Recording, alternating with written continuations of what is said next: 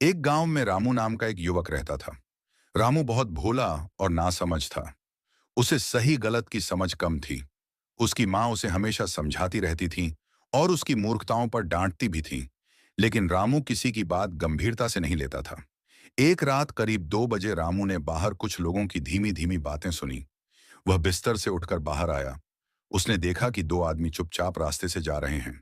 रामू को जिज्ञासा हुई और वह उनके पीछे पीछे चलने लगा। थोड़ी दूर जाकर उसने एक आदमी का हाथ पकड़ लिया और पूछा, इतनी रात को कहाँ जा रहे हो? डर के मारे उस आदमी ने कह दिया, हम चोरी करने जा रहे हैं।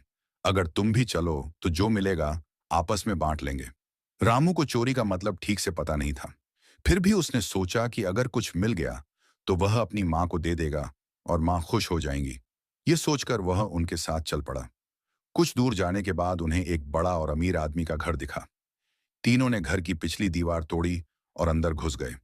दोनों चोर इधर उधर कीमती सामान ढूंढने लगे। रामू रसोई में गया। उसे वहां पीतल के बर्तन दिखाई दिए।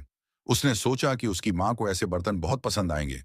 खुशी में रामू बर्तनों को उठाकर आपस में टकराने लगा। बर्तनों की आवाज से पूरा घर गूंज उठा। घर के लोग जाग गए। दोनों चोर तुरंत भाग गए, लेकिन रामू पकड़ा गया। घर वालों और पड़ोसियों ने उसे पकड़कर खूब डांटा और पीटा। मार खाने के बाद रामू कई दिनों तक बिस्तर पर पड़ा रहा। गांव के लोग उससे बात करना बंद कर दिए। उसकी मां भी बहुत नाराज हुई और उसने रामू को कड़ी फटकार लगाई। रामू ने रोते हुए मां से वादा किया कि वह दोबारा ऐसी गलती कभी नहीं करेगा। कुछ समय बाद जब रामू ठीक हो गया तो उसका मन फिर से भटकने लगा। एक अमावस्या की अंधेरी रात उसने फिर उन्हीं चोरों को रास्ते से गुजरते देखा। रामू उनके पास गया और बात करने लगा। चोर उसे टालना चाहते थे, लेकिन रामू ने माफी मांगी और साथ चलने की जिद की। कुछ दूर चलने के बाद वे एक और अमीर के घर पहुंचे। दीवार में छेद करके तीनों अंदर घुस गए। दोनों चोर कीमती चीजें ढूंढने लगे। रामू एक कमरे में गया जहां एक बूढ़ी औरत सो रही थी। उसका मुंह खुला हुआ था।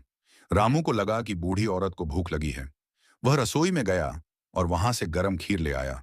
बिना सोचे समझे उसने खीर बूढ़ी औरत के मुंह में डाल दी। खीर बहुत गर्म थी। बूढ़ी औरत उसे सहन नहीं कर पाई और उसकी हालत बिगड़ गई। रामू को लगा कि बूढ़ी औरत खुश है और हंस रही है। वह गाने लगा और अपने साथियों को बुलाने लगा। लेकिन उसके साथियों को समझ आ गया कि बहुत बड़ी मुसीबत हो गई है। वे तुरंत वहां से भाग गए। शोर सुनकर घर के लोग और पड़ोसी आ गए। रामू पकड़ा गया। पहले उसे खूब डांटा और मारा गया। फिर गांव की पंचायत बैठी। पंचायत ने उसके काम को बड़ा अपराध माना और उसे उम्र भर की सजा सुना दी। यह कहानी हमें सिखाती है कि बिना समझे गलत रास्ते पर चलना और बिना सोचे काम करना